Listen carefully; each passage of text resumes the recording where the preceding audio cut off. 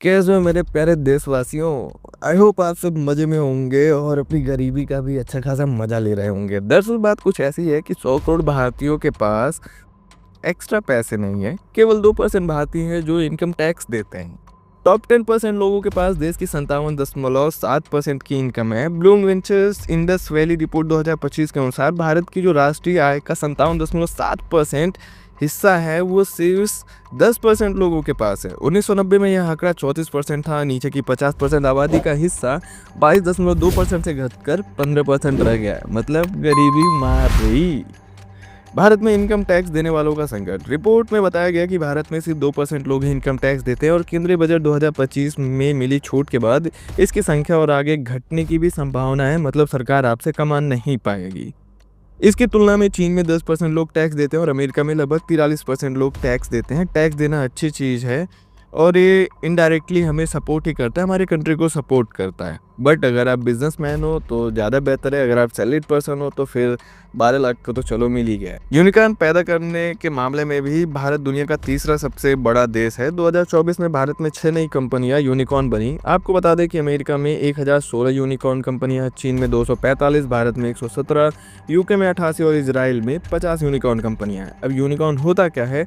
जिस कंपनी की वैल्यूएशन जिसका भी स्टार्टअप 1 बिलियन से अधिक हो गया हो। मतलब हम यूनिकॉर्न बना तो रहे लेकिन जो हमारा बेस है, जो हमारे घर की नींव है वो उतनी मजबूत नहीं रह गई। छत कितना भी मजबूत कर लो, दीवार भी कितनी भी मजबूत कर लो, अगर नींव मजबूत नहीं तो फिर घर मजबूत नहीं।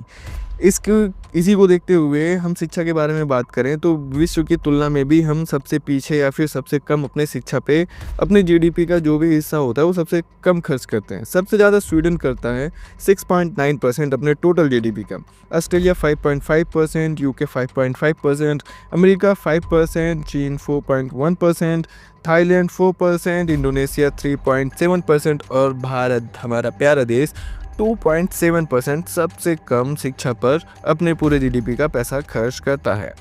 अमीरी गरीबी का भी फर्क बढ़ रहा, खास करके इन्हीं सब मैटर्स पे। रिपोर्ट के मुताबिक भारत में उपभोक्ता वर्ग में ज़्यादा विस्तार नहीं हो रहा।